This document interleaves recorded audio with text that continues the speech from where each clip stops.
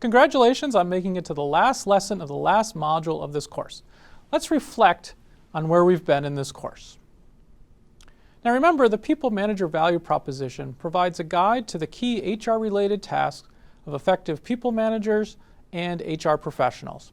And this provides a roadmap to the entire HR specialization. In the upcoming courses, we're going to look at how to attract and retain employees, how to manage their performance, and how to motivate and reward them. So in this course, my goal has been to lay a foundation for those follow-up courses by looking at this part of the value proposition.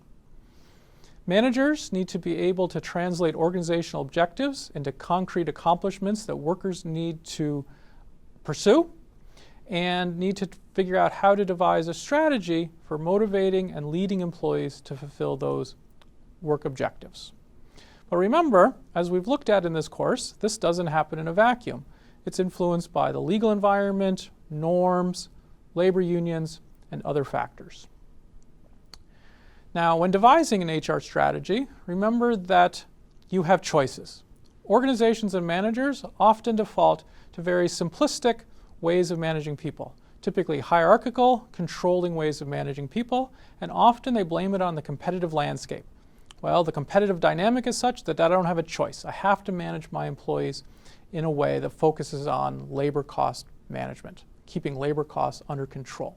All right, but as we've seen in this course, that isn't necessarily the case. We looked at comparisons of companies in the same industry that have different HR strategies. You don't have to always go down the HR low road. Follow our courses in this specialization to a better way of managing people, what I've called the HR high road. Now, part of going down the HR high road is understanding what makes your workers tick. What drives them to work? What can you use to engage them?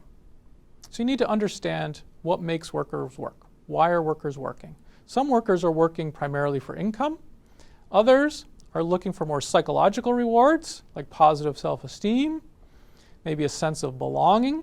Still others might be wanting to care or serve others or fulfill other personal goals. Remember, work is so complex that each of us puts together pieces in different ways. So it's not that work is about income or fulfillment or social belonging. It's that work can be different parts of income, fulfillment, social belonging, serving others, put together in different combinations in different ways for different people. Now, this can be very challenging for a manager to figure out. However, that's why we've spent 2 modules thinking about the different reasons why people work. So hopefully this can give you a basis for trying to think about the different pieces that people are putting together in different ways.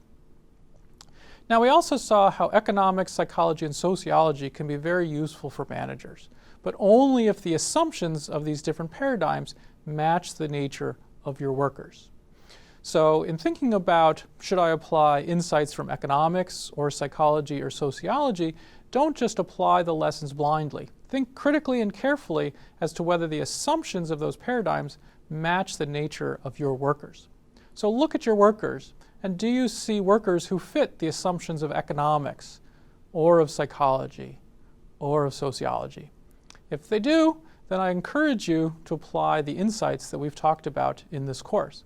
If they don't, then remember it's going to be dangerous to apply these insights, and you should be very careful about doing so.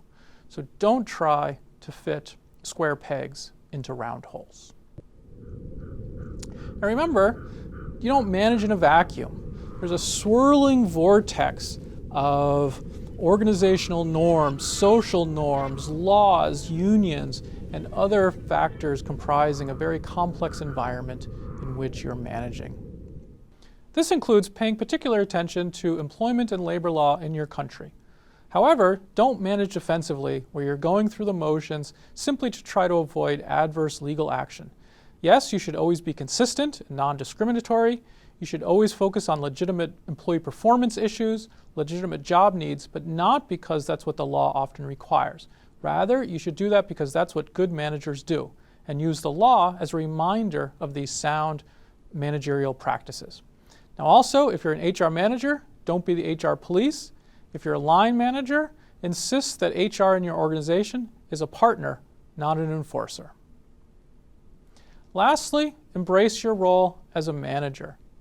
Pay attention to policies and procedures so that you can hire people, evaluate their performance, reward them, but do this in a way that is inspiring, that shows vision, that uses strategic deployment of resources, and is able to drive change when things aren't working as effectively as they need to be. So putting all this together, embrace your role as a manager and a leader, and you're well on your way to being an effective people manager.